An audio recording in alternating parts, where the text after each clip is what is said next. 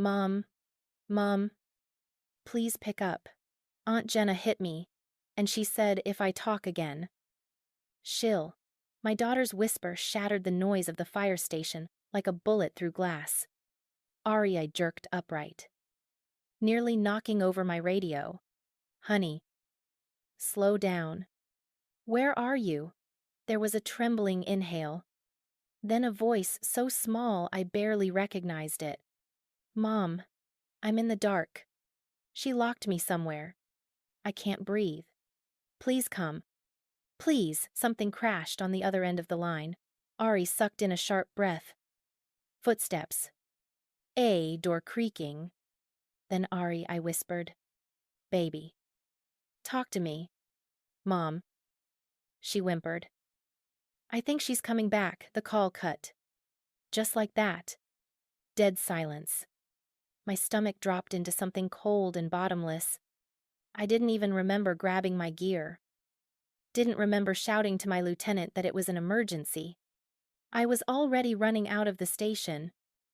Across the parking lot. Keys shaking in my hand, because my daughter didn't cry like that. My daughter didn't beg like that. Something was wrong. Something far worse than a slap. The drive blurred past me traffic lights. Sirens in the distance. The echo of Ari's breathless little voice replaying in my skull. Aunt Jenna hit me, locked me in the dark. She's coming back. My hands gripped the wheel so tightly my knuckles whitened. But inside I was shaking. Jenna, my sister, had always been volatile. Dramatic. Unpredictable.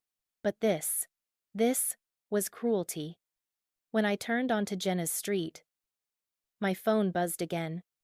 A text from Ari. Just 2 words, please hurry. I swear my heart stopped beating. I parked crooked in Jenna's driveway and sprinted toward the house. The curtains were drawn. The porch light flickered. Something felt wrong in the air. Like the house itself was holding its breath. I banged on the door. Jenna, open up. Now. No answer. I slammed harder. Jenna. I swear to God, a sound from inside. Not a voice. Not footsteps. A faint, muffled cry. My daughter. I reached for the doorknob, locked. Window shut. Back entrance, I bolted for it. Ari, I shouted. Baby. Mommy's here. Answer me. Another whimper. So faint I almost missed it. And in that instant, every EMT instinct in me screamed the same thing. This wasn't a spanking. This wasn't a tantrum. This was a child in danger. And Jenna wasn't the only person in that house. Before I continue, thank you for being here with me through this terrifying first moment.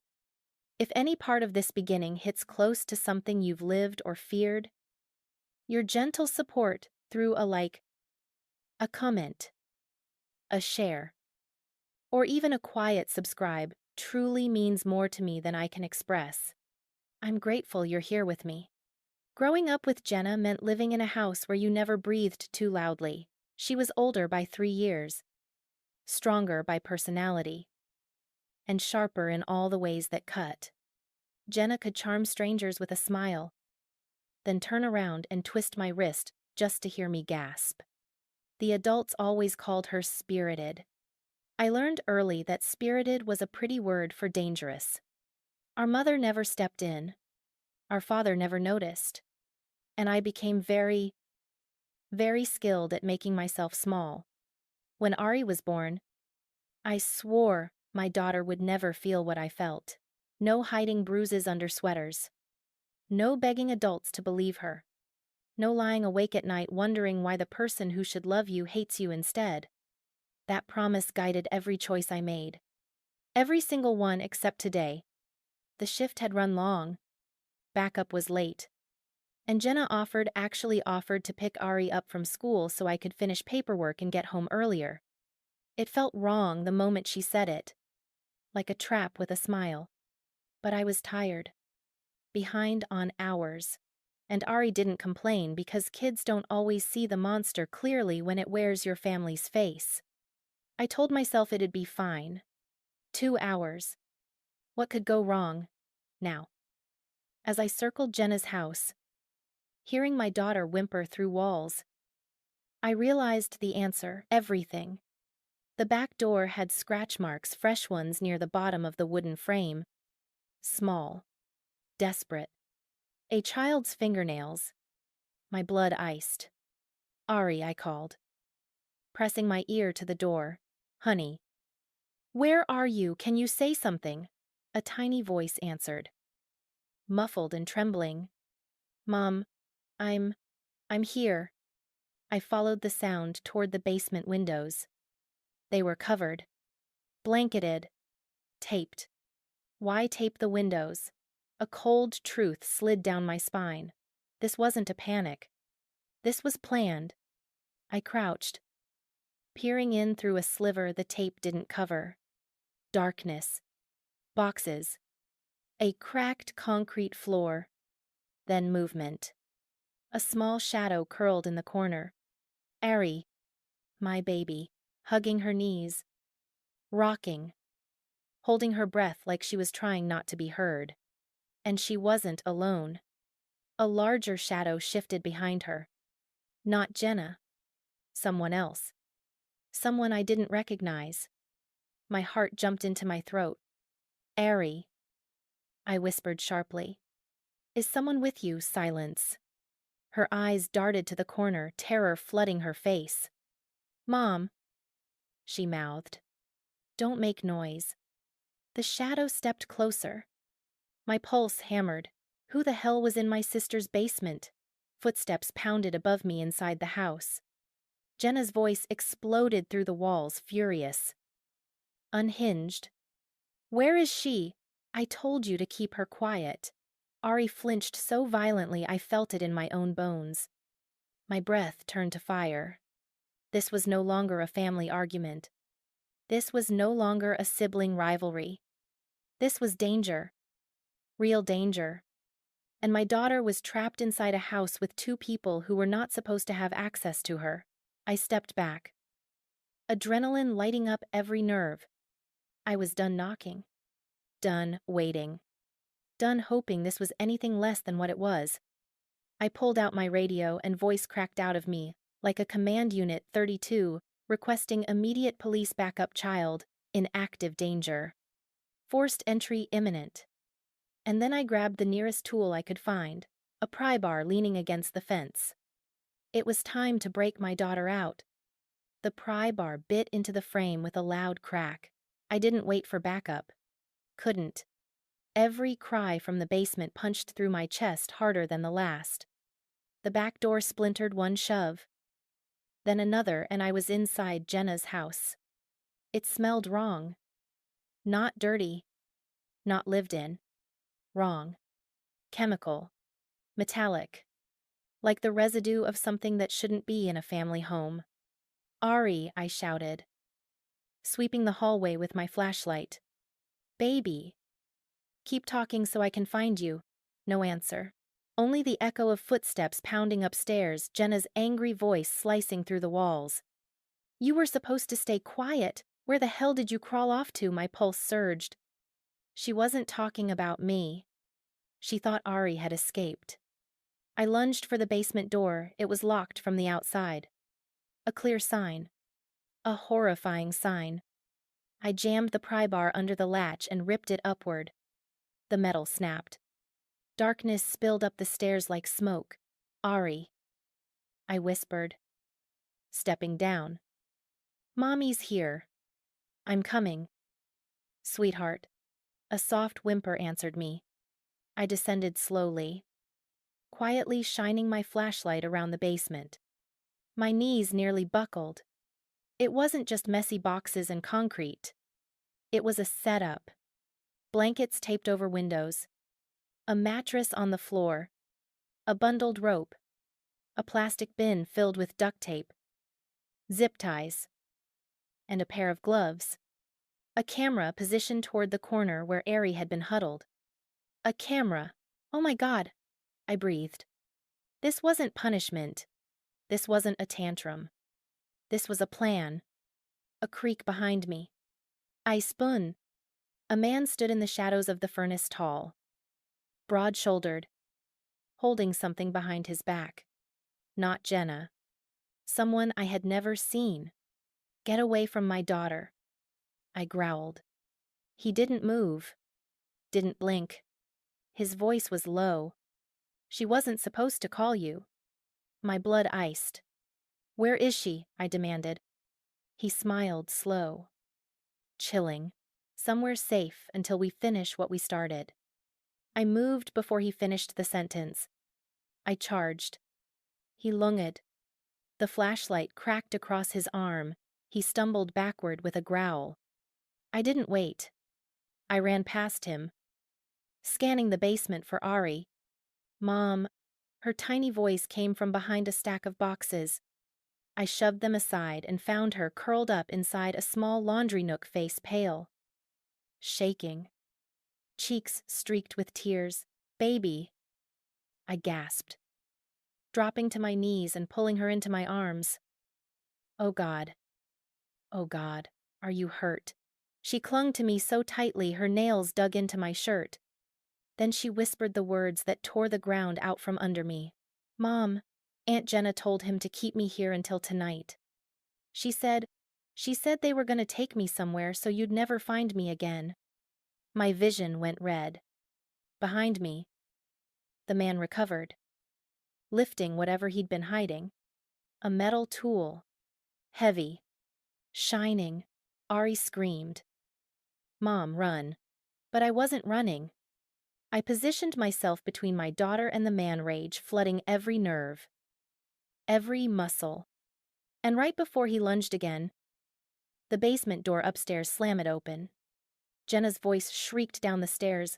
What is taking so long? Get the kid now. Sirens screamed outside. Police. Back up. Finally. But the nightmare was far from over. The basement exploded into chaos. The front door upstairs crashed open, wood splintering as officers flooded the house. Police hands where we can see them. Boots thundered across the floor above. Jenna shrieked a high, ripping sound like metal tearing. What are you doing? You can't be in my house. Get out. Get out. The man in front of me panicked. He turned toward the stairs just as two officers barreled down. Weapons raised. Drop it, one shouted. The man hesitated, then bolted. Mom, Ari cried, gripping my shirt. Stay behind me. I breathed, shielding her with one arm. The man sprinted toward the opposite wall. An officer lunged and tackled him hard, sending the metal tool skittering across the floor. Another officer grabbed my arm gently, guiding Ari and me to safety. You two okay? Are you injured? Ari sobbed into my chest. I couldn't speak yet. Not with adrenaline shaking through me like electricity. Another scream tore through the house, Jenna's voice. Shrill and unhinged. I didn't do anything, she put this on herself, she set me up a crash. Something. Maybe someone hit the wall upstairs. Ma'am. Calm down. Get off me. I clenched my jaw. The officer beside me nodded toward the basement stairs. Ellington. You want to stay? Or step outside for a minute? I shook my head. I'm not leaving my daughter. He didn't argue. Behind us, two more officers searched the basement, sweeping corners, opening boxes, photographing everything. One stopped, froze, then held something up. It was a folder, a thick folder. Inside were printed messages, emails, and notes, all with Jenna's handwriting. The officer flipped through pages, frowning deeper each second. Ma'am, he said quietly, I think you need to see this. He handed it to me. The first page made my skin crawl, a printed custody petition with my signature forged. Below it, bullet points outlining a plan. Document Harper as unstable. Push Ari to say she's scared of her mom. Gather recordings, stage arguments. Keep her away from witnesses. Remove Harper from legal guardianship. Use Ari to gain full access to the Ellington insurance payout. Insurance. Custody. Control. This wasn't rage. This wasn't jealousy. This was premeditated. A cold, calculated plan to take my daughter away. My hand trembled as I lifted the next page. Photos. Dozens of them. Of me working late. Carrying medical bags. Exhausted on shift, labeled neglect. Unfit parent. Evidence. They were building a case. A lie. A future where Ari wasn't mine. My stomach turned. Behind me. Ari whispered. Mom. She told him to keep me quiet until tonight. She said tomorrow, everything would change. Jesus. My baby. Upstairs.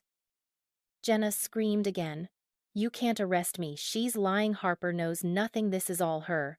Fault officers dragged her down the basement stairs. Her hair was wild. Her eyes feral. Her wrists already cuffed. She saw the folder in my hands and froze. Just for 1 second. One beautiful second of pure, naked fear. Harper. She hissed. You ruined everything, no. I said quietly. You did. She lunged forward. But officers held her back. Ari gripped me tighter. I kissed the top of her head, because in that moment, finally, I knew she was safe. Before I continue, thank you for staying with me through this intense and painful moment. If any part of this story resonates with your experiences fighting for your child, protecting someone vulnerable, your gentle support through a like, a comment, a share, or even a quiet subscribe truly means so much to me. I'm grateful you're here with me. The man they dragged up the basement stairs didn't fight anymore. Not after the officers cuffed him. Not after they searched his pockets and found what he'd been hiding. A wallet. A burner phone. And a folded piece of paper with Ari's school schedule written on it. My blood iced. The officer in charge approached me. Jaw tight. Ma'am, the man's name is Travis Hale. The room spun. I knew that name. He wasn't some random stranger. He wasn't Jenna's boyfriend. He wasn't a handyman. He's your sister's ex-husband. The officer continued. They divorced 5 years ago. Domestic violence history. 2 restraining orders. Several reports of child endangerment. I swallowed hard. Jenna told everyone the restraining orders were lies. She was the one who filed them. He replied, then later withdrew them. He shook his head. We suspect she let him back in. Or worse, invited him. Ari pressed closer against me, her small fingers digging into my side. Mom, he said Aunt Jenna owed him. He said taking me would fix it. The officer nodded soberly. We believe this was a coordinated attempt. Coordinated. A word that made my stomach twist. While medics checked Ari over, I stepped aside to give my formal statement. My voice wavered, but I forced the words out. When she called me, my daughter was whispering. She said she was locked in the dark. She said Jenna hit her. I swallowed. And she said she thought Jenna was coming back. The officer wrote quickly. When I finished, he looked at me with something grim and respectful. Ms. Ellington, you saved her life today. I shook my head. She saved her own. She called. He didn't disagree. A medic approached. Your daughter's bruises are fresh, consistent with being grabbed, shaken, or shoved. No sign of concussion. But she needs monitoring. Ari looked up at me with tear-glazed eyes. Mom, can I stay with you forever? My throat tightened. You're never going anywhere near them again. I whispered. Across the room, Jenna thrashed against the officers. You can't take her. I was trying to help. Harper's unfit. She's the problem, even now. Even after everything. She still held on to a lie like it could save her. The officers ignored her. But Travis, silent until now, laughed under his breath. The kind of laugh that chills your skin. You think she did this alone, he muttered. My head snapped toward him. What does that mean? He smirked. You'll find out. Officers shoved him toward the patrol car before I could demand answers. But something in his tone, something in the way he looked at Jenna, something in the fear flickering across her face, told me this wasn't over. Not by a long shot. Another officer approached with a second folder, one they found hidden in Jenna's bedroom closet. We think this was phase 2 of the plan, he said grimly. I opened it. Inside, a notarized custody petition forged signature, a statement accusing me of neglect, photos of Ari with fake timestamps, a list titled Things Harper Does Wrong, a bank document showing a pending transfer of $45,000 into Jenna's name. For what I whispered, the officer answered quietly. For delivering your daughter. My knees almost buckled. Ari's small hand tightened around mine. Mom, please don't let them take me. I crouched, cradling her face gently. They won't. I swear to you. They won't. Above us, a thunder of police radios filled the air. Officers carried out bags of evidence, hard drives, cameras, paperwork, even Jenna's laptop. They were building a case, a massive one. But something told me the darkest truth hadn't surfaced yet. And when it did, it would destroy everything. The police station felt colder than the night air outside. The fluorescent lights hummed above us while Ari sat wrapped in a blanket, leaning against my side. Her eyes were still puffy from crying. But she wouldn't let go of my shirt. I kept one arm around her, the other steadying the pen, shaking in my fingers as I signed the last page of my statement. Detective Morales gathered the paperwork. We're charging Jenna with kidnapping, child endangerment, conspiracy, and false reporting. Travis will face similar charges plus violating prior restraining orders. I nodded.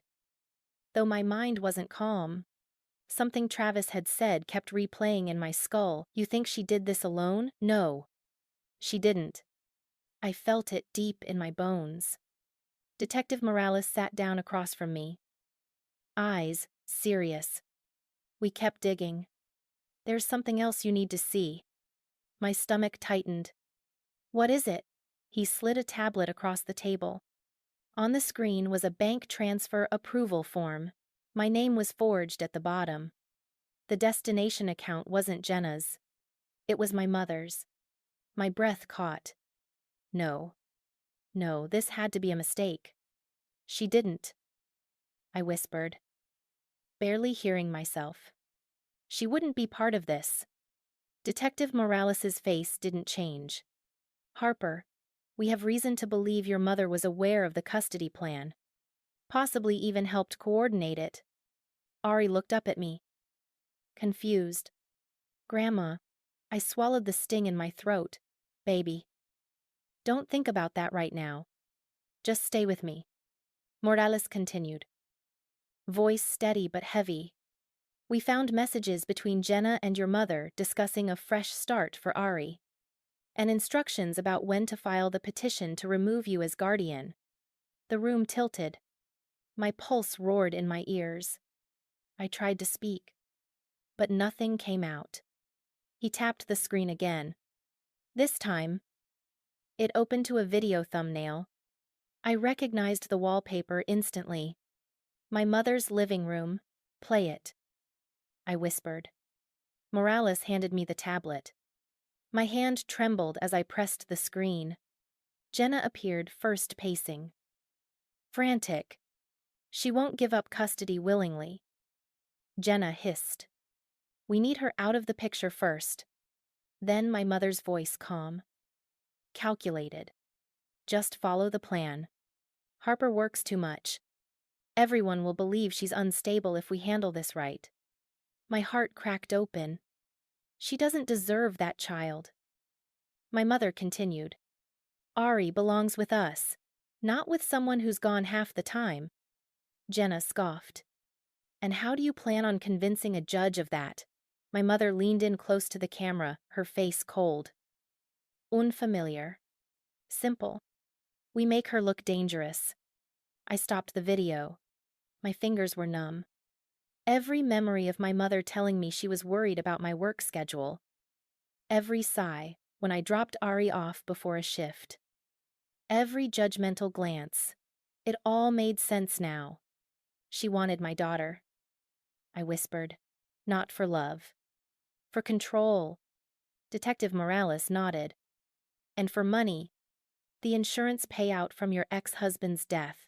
If Jenna won custody, the funds would have transferred to her and then to your mother. I shut my eyes hard. Fighting the burn of betrayal. They wanted my child. They wanted my life. And they were willing to lie. Fake documents. Lock Ari in a basement. And bring a violent man back into the picture to get it.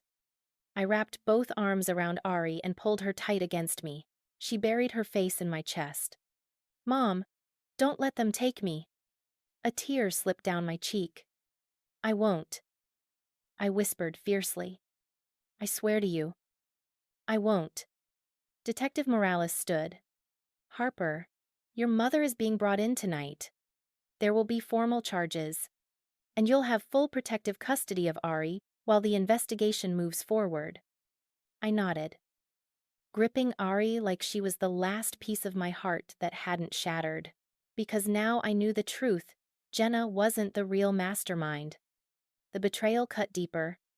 Much deeper. It came from the woman who raised me. The holding room felt colder than any fire scene I'd ever walked into.